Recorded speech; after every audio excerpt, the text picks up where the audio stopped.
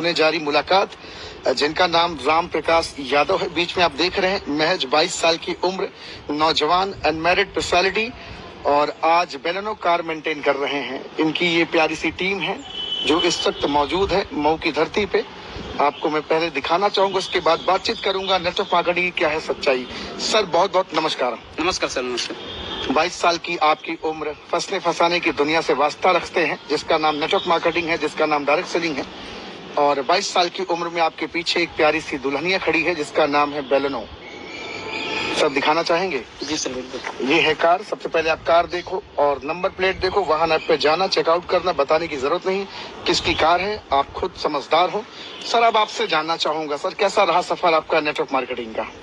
Network marketing का sir सफर हमारा मतलब जैसे होता है सर कि स्टार्टिंग में हमने सर बिल्कुल जब स्टार्ट किया था तो बिल्कुल बच्चा ही था सर। हाँ जी। आज भी सर बच्चा ही हूँ सर।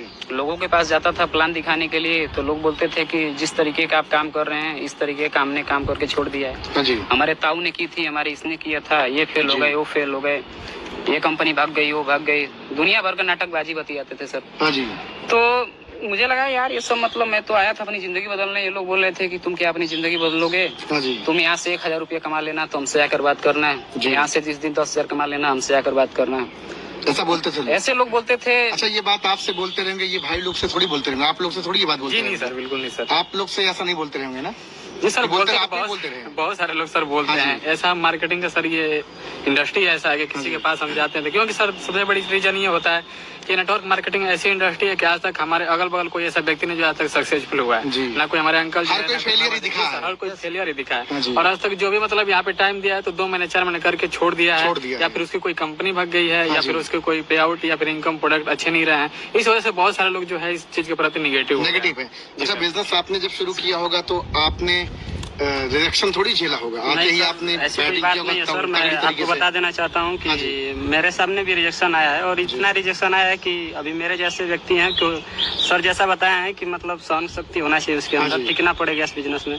तो सर मैंने भी आया 40 लोगों को, मैं स्टार्टिंग में 38 लोगों को प्लान दिखाया था, लेकिन 38 लोगों में से एक व्यक्ति भी नहीं आया।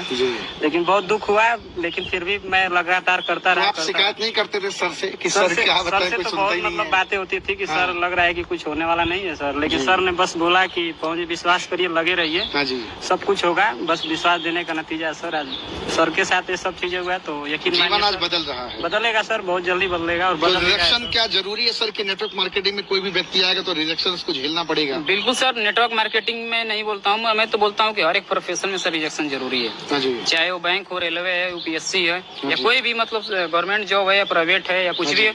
इंसान के लाइफ में सर रिजेक्शन बहुत जरूरी है। अगर इंसान को सर रिजेक्शन न मिले तो फिर इंसान आगे नहीं बढ़ सकता है। अगर किसी को रिजेक्शन नेटवर्क मार्केटिंग में न मिले तो क्या जानता है कि 6 लाख रुपए या 12 लाख रुपए का महत्व क्या होता है? वो क्या जानेगा कि बेलूनो कार कैसी है?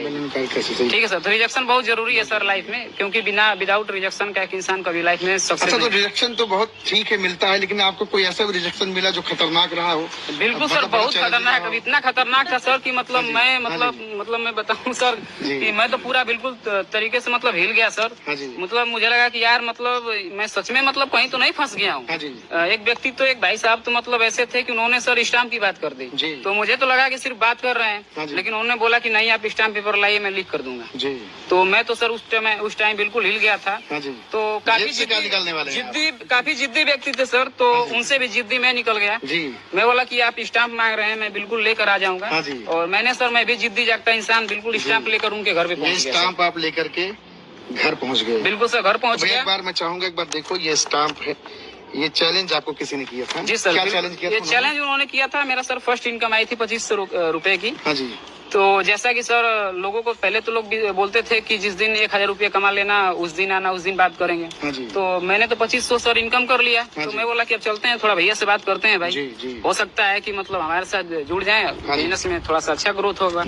तो मैं तो गया था सर, मुझे नहीं पता था कि मतलब वो इस तरीके से सर मतलब हमसे बात करेंगे। उन्होंने बोला, मैं उनसे अभी जा ही रहा था सर, बात ही कर रहा था, तब तक बोले कि क्या उसी काम के लिए आए हो क्या? हम बोले कि तो हम बोले कि भैया हम तो भाई प्रोफेशन ही नेटवर्क मार्केटिंग डायरेक्ट सेलिंग का है, तो हम तो बिल्कुल उसी के लिए आए हैं। मेरा भैया आपको बस मीठा खिलाने आए हैं, मेरा 2500 का इनकम आया है, तो सोचे हैं आप भैया का थोड़ा समूह मीठा करा दें।